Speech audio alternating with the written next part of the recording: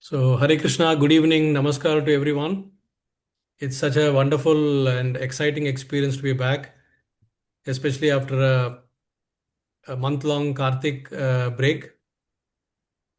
Hopefully, many of you must have utilized this Karthik break for self-purification by focusing more on chanting, reading scriptures like Bhagavad Gita, Bhagavatam, Chaitanya Charitamrita, and many more Srila Prabhupada's books, hearing nectarian Harikatha from different speakers.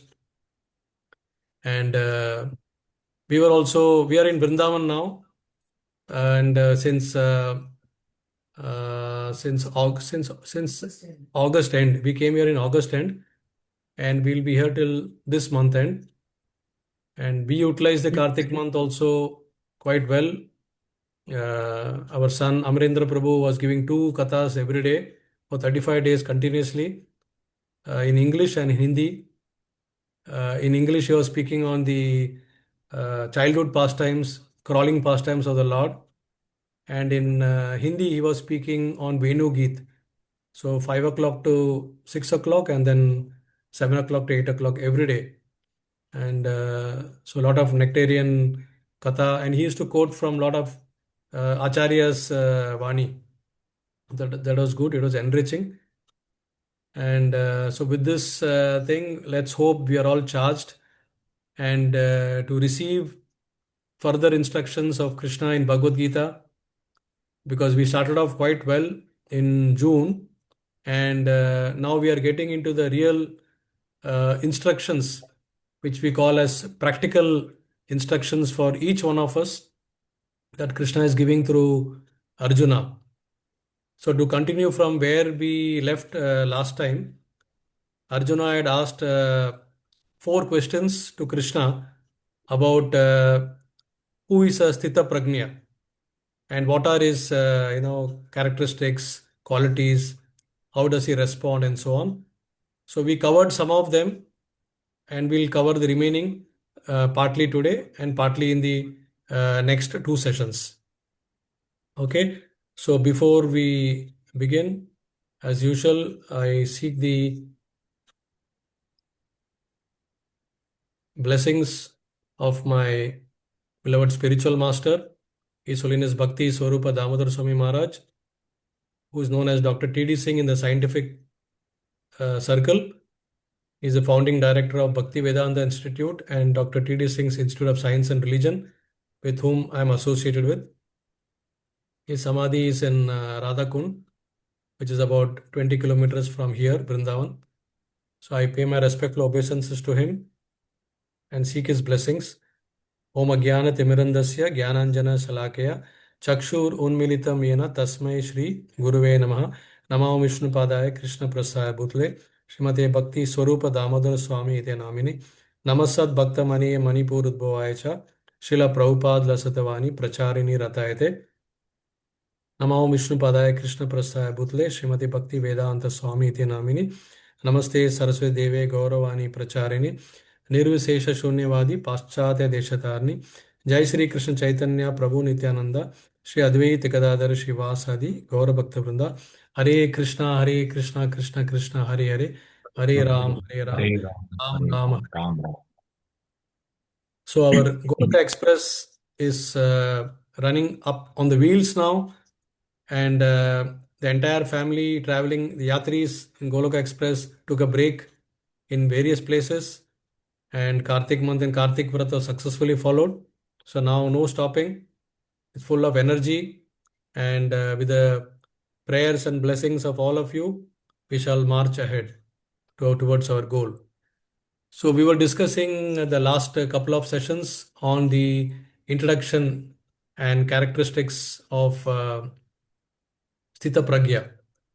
We are trying to understand, or rather, Arjuna is trying to ask Krishna, who is a Sthita Pragya and what are his characteristics, and so on and so forth.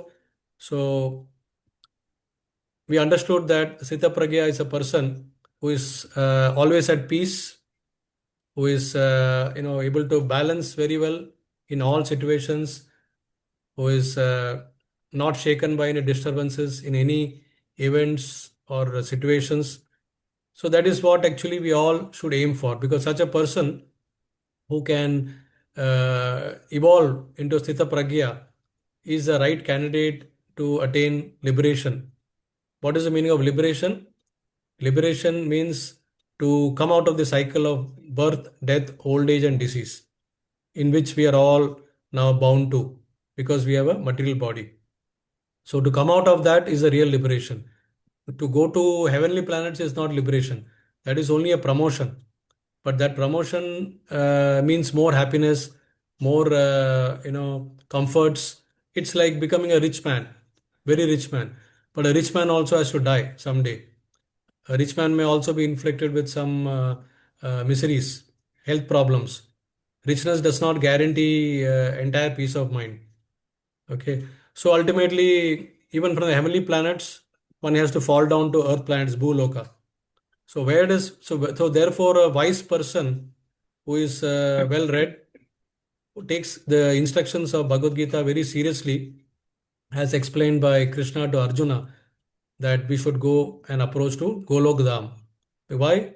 Because once we go to Golok Dham, there is no question of coming back. It is eternal. It is not temporary. You know, it is not a relative planet. Like, in every planet there is a theory of relativity, and here this is absolute. Goloka, Goloka Dham, eternal planet where we can live eternally in the pastimes of the Lord, enjoy the pastimes. That is the real goal of human life, to realize that and to attain that. Because we are in the original form, we are spirits, we are not body.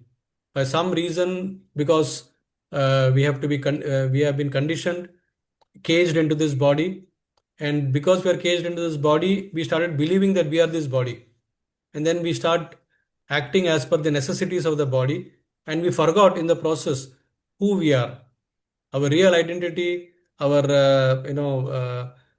realization has completely gone for a toss. So this is actually where we are into that. So we have to become a sthita pragya, and sthita pragya means basically achala buddhi. Achala buddhi means what? Fixed intelligence. So in that, mind also comes under the control, and no amount of unlimited desires can shake such a person. So when the mind is no longer agitated by the dualities like pleasures and pain, that is called sthita pragya. So we have to really go towards that, and we'll see what it takes to become that. So in this, I'm just doing a quick recap. It will not be a detailed recap because I'm going to be conscious to complete today's session on time, and there are a lot of things to be achieved today, and there are a lot of practical things to be understood. So we'll do a very quick recap to so that we know on which rails we are sitting right now. So in verse number 54 of the second chapter, which we have already completed, Arjuna is asking four relevant things about Sthita Pragya. Sthita Pragya sa ka bhasha, samadhi sastasya keshava, Sthita dihi kim prabhashita, kim asita prajata kim. So basically, as we see, he is asking what are the symptoms of, I put it here in the next slide. So one is ka bhasha, that is what are the symptoms of the Sthita Pragya. And this was already answered by Krishna in the next verse, that is 55. Then he's asking Kim Prabhasita, how does he speak? How does he speak means how does he basically respond to the dualities of getting praise and blame, affection or hate. How will he behave externally and internally? That has been covered in verse number 56 and 57. Now we are addressing, Krishna is addressing the third question where we are right now sitting. That is, he's asking Kim Asita. Kim Asita means how does such a person sit?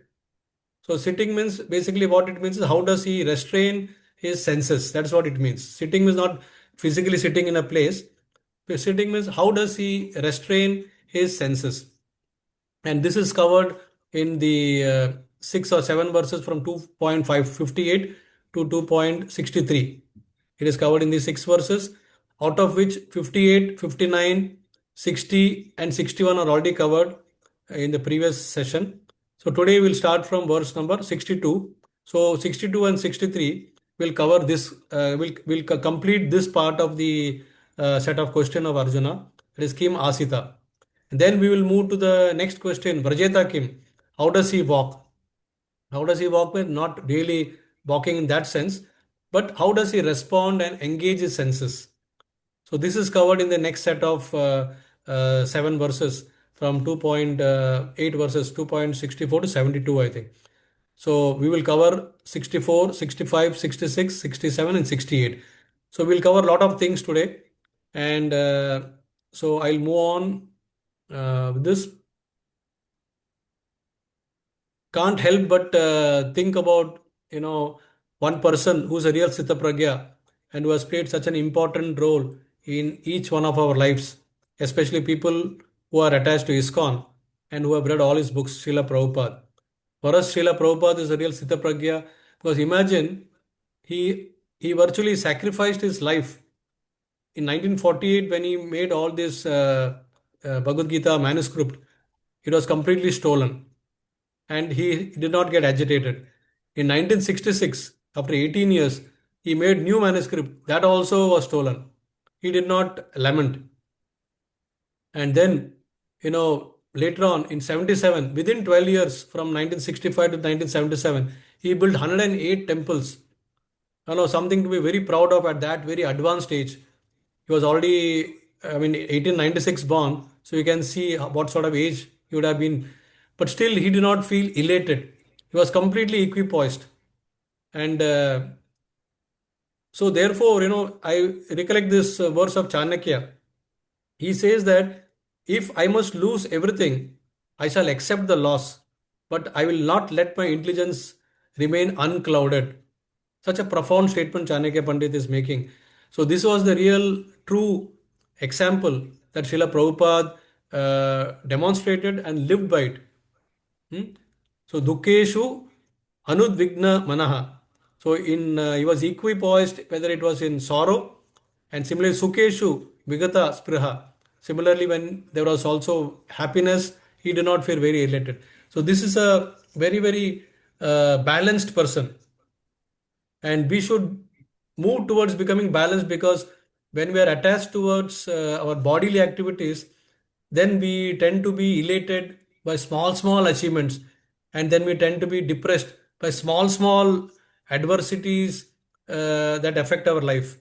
Or if somebody says something as if it is sticking on our body. So we need to come out of all this. When we remember such great personalities like Srila Prabhupada, then we realize that life has got so many things to teach us, which we can learn from, and then we can practice it. It is said that Mahajano Yena Gata So Panta. That means what these great personalities did in their life, how they taught, how they walked, how they sat. That is Sthita Pragya. So we don't have to copy them, but we have to follow their footsteps. That is very, very important. And once we do that, then we realize that life, has got more fulfillment. And then, unbelievable things can happen, and we really get connected to the Lord through His bona fide representatives, and we start looking ahead. The goal becomes very, very clear then. We understand what is the real goal and what is the temporary goal which we are chasing after. And but we being conditioned in our body, we have only excuses to offer all the time. When you put this message across to any mundane person on the world who is highly successful in his material life, who is highly qualified, and who is having a lot of fame, followers, and everything. But when you talk about spirituality and God consciousness, we get common answers like this. Either we say he's too young to think about God, or too self-sufficient to think about God, too much happy to think about God, too busy to think of God, too tired to think of God. You get old also after that, and then too late to think about God. This is exactly what is happening in our life. So, dear friends, dear devotees, we need to draw the line. This is our life. We are the pilots of our plane. We need not bother about what others are saying, but we need to fly our own planes. We need to navigate our own planes, and nobody will come to help us. Only these instructions which we are learning, which we will practice, that will help us to navigate. Easy to drive a four wheeler on the ground, but once you leave the ground and you take off, then you feel you're all alone. There's nobody with you. So at that time, if a person like Sthitaprajna is always thinking about Krishna and Krishna's lotus feet, then he'll perceive Krishna around him all the time. That is what actually we understand from these great personalities. So let's dive directly into this question 3. Kim Asita, how does it sit?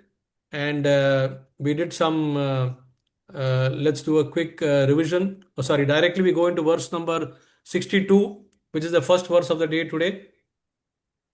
So the verse goes like this. ध्यायतो विषयान् पुंसः सङ्गस्तेषूपजायते सङ्गात् सञ्जायते कामः कामात् क्रोधोऽभिजायते. This is one of my, I would say this and the next verse is one of my favorite verses of Bhagavad Gita. Because every time, especially in the corporate world, we can easily connect this with our practical application in our life. Very easy to connect it. Every time, we hear this verse, we understand this verse, and we see a similar situation, we face a similar situation, or we see people behaving, we can understand that what Krishna said is so true. So here we are talking of, Krishna says, when contemplating the objects of senses, huh, when contemplating the objects of senses, a person develops attachment to them. And from such attachment, lust develops. And from lust, anger arises. So basically, as per our scriptures, we understand, and this will come in the 13th chapter of Bhagavad Gita, I think verse 6 and 7 will come later in the 13th chapter. We have primarily 10 senses, out of which 5 are knowledge acquiring senses and 5 are working senses. That is Jnanendriya and Karmendriya. So Jnanendriya or knowledge acquiring senses are eyes, nose, ears, tongue, and skin. And